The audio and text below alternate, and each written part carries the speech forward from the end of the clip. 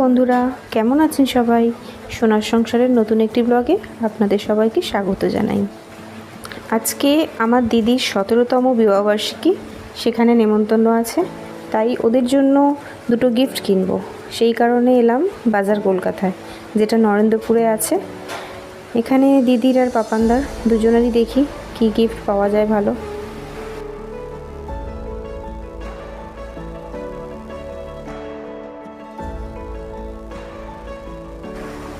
পাপানদার জন্য একটা গিফট এখান থেকে নিলাম, একটা টি শার্ট নিয়েছি, কিন্তু দিদিরটা এখানে পেলাম না, ভালো পছন্দও হলো না। তাই এখান থেকে এখন চলে যাব গড়িয়ায় 5 নম্বরে গিয়ে দেখি ওখানে কিছু ভালো পাই কি। দিদিরও গিফট কেনা হয়ে গেছে, একটা ব্যাগ নিয়েছি। এসে পড়েছি দিদির বাড়িতে। এখানে একটা মজার বিষয় হয়েছে জানেন তো, দিদির জায়েরা আর ওর ননদ আমাকে ফোন করে বলল যে একটু তোমার দিদিকে সাজিয়ে গুজিয়ে তোমরা বসিয়ে রাখো। তা আমি জানি না কী কারণ, তো ওরা বললো একটা সারপ্রাইজ আছে। আমরা প্ল্যান করেছি যে বিয়ের কিছু পুরানো স্মৃতি আজকে সেটাকে নতুন করে জাগিয়ে তোলা হবে। কি হবে জানি না এখন। তারপরেই দেখছি যে ওরা সবাই তত্ত্ব নিয়ে ঢুকছে। এই যে এসে পড়েছে বরযাত্রী হিসাবে ওর জায়ের মেয়ে, আরও দুটো যা, ননদ, সবাই বরযাত্রী সেজে তত্ত্ব নিয়ে এসেছে। তো ওদের এটা সাডেন প্ল্যান, মানে ওরা 1-1.5 ঘন্টার মধ্যেই সব কিছু অ্যারেঞ্জ করেছে হঠাৎ করে। এটা কিন্তু প্ল্যানিংয়ের মধ্যে কোনো ছিলই না। তো সব কিছু মিলিয়ে বেশ ভালোই লাগলো, নতুন নতুন কিছু। দিদিও খুব অবাক যে কী ব্যাপার এরকম। তো ওরও খুব ভালো লাগছে, ও হাসিও পাচ্ছে খুব যে বিয়ের 17 বছর পর আবার এইভাবে বিয়ের মতো সব কিছু অ্যারেঞ্জমেন্ট। তো ব্যাপারটা খুবই ভালো লাগছিল। ওখানে একটা বিয়ের মতো মহল তৈরি হয়ে গিয়েছিল। তারপর একটু ফটো সেশন চলছিল, দিদির নানান রকমভাবে ফটো তুলছিল সবাই মিলে। ওকে সুন্দরও লাগছিল খুব। এই শাড়িটা মা এনে দিয়েছে জানেন তো, মা ওকে বিবাহবার্ষিকীতে একটা শাড়ি এনে দিয়েছে, পাপানদাকে একটা পাঞ্জাবি।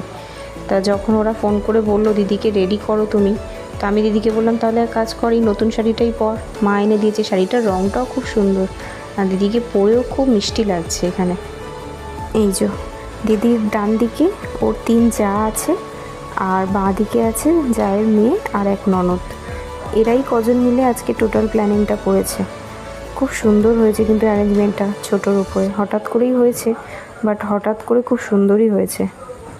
এই যে দিদির বিয়ের তত্ত্বগুলো হঠাৎ করে অল্প সময়ের মধ্যে, তাও ওরা কিন্তু বেশ সাজিয়ে গুজিয়ে এনেছে তত্ত্বগুলোকে। বলুন, আমার দাদার বউ আর ওর মেয়ে এসেছে। ওর মেয়েও দেখছে যে বিয়েবাড়ির মতনই কী হচ্ছে এখানে। এটা আমার সোনা মা জানেন তো, আমার পুচকু সোনা। আর এই যে আমার ছেলে আর আমার দিদির ছেলে এসেছে। দিদির ছেলে অবাক হয়ে দেখছে যে মাকে নিয়ে এরা সবাই কি করছে। ও তো জানে না যে এই সব কিছু হওয়ার কথা ছিল। ও চুপ করে দেখছে, শুধু দাঁড়িয়ে দাঁড়িয়ে, কিচ্ছু বলছে না। তত্ত্বগুলো আপনাদেরকে একটু কাছ থেকে দেখাই, তাহলে বুঝতে পারবেন। এর মধ্যে মোটামুটি ওরা তাড়াতাড়ি করে যে কটা জিনিস পেয়েছে হাতের কাছে, দিদির শাড়ি, পাপানদার পাঞ্জাবি, সাজার কিছু জিনিস, ফুলের মালা, টুকটাক মোটামুটি যেটুকু পেয়েছে অল্প সময়ের মধ্যে ভালোই কিন্তু করেছে অ্যারেঞ্জমেন্ট। হলুদ রঙটা পরতেই দিদিকে কি মিষ্টি লাগছে দেখুন, খুব সুন্দর লাগছে।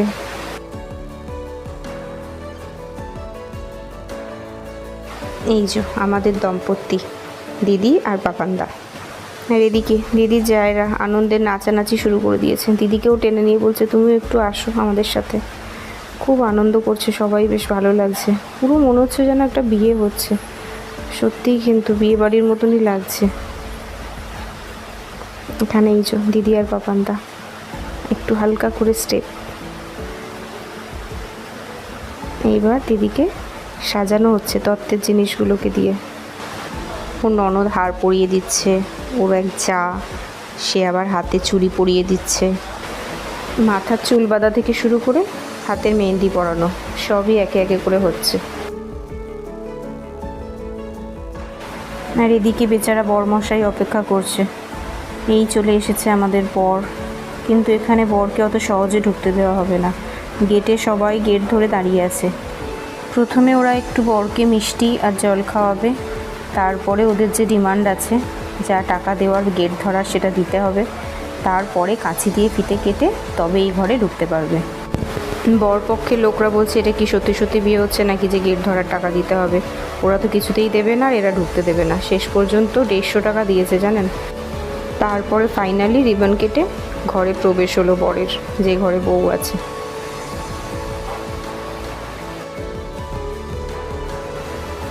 আপনারাই দেখে সত্যি করে বলুন তো, এদেরকে দেখে কি সত্যিই মনে হচ্ছে যে এদের 17 বছর হয়ে গেছে বিয়ে হয়েছে? মনে হচ্ছে না যে সত্যিই আজকে এদের বিয়ে হচ্ছে? পুরো মনে হচ্ছে যেন নবদম্পতি। অনেকক্ষণ ডাকার পর দিদির ছেলে এসেছে। ও কিছুতেই আসবে না, ফটো তুলবে না। অনেকবার ডাকার পরে এসেছে। আর এই যে আমার সোনামা, ওর ফটো তোলা হচ্ছে না বলে ওর মনটা খারাপ হয়ে যাচ্ছে।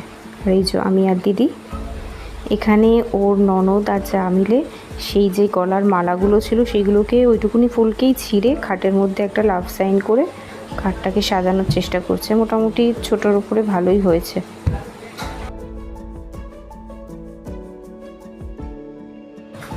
আর এবার খাওয়া দাওয়া শুরু। মেনুতে ছিল পোলাও, আলুর দম, ডিম লাল, চিকেন কষা, চাটনি, পাঁপড়, মিষ্টি আর কোল্ড ড্রিঙ্কস। আপনাদেরকে গিফটটা দেখানো হয়নি। এই গেঞ্জিটা পাপানদার জন্য নিয়েছি আর এই ব্যাগটা নিয়েছি দিদির জন্য। এবার বাড়ি ফেরার পালা। আমাদের সকলের শুভকামনা ওদের সাথে সারা জীবন থাকবে, যে ওরা সারা জীবন সুখে থাক, শান্তিতে থাক, ভালো থাক, আনন্দে থাক। তো আজকের ব্লগটা আমি এখানেই শেষ করছি। ভালো লাগলে জানাবেন কমেন্টে। আর দেখা হবে খুব তাড়াতাড়ি পরের একটা নতুন ব্লগের সাথে।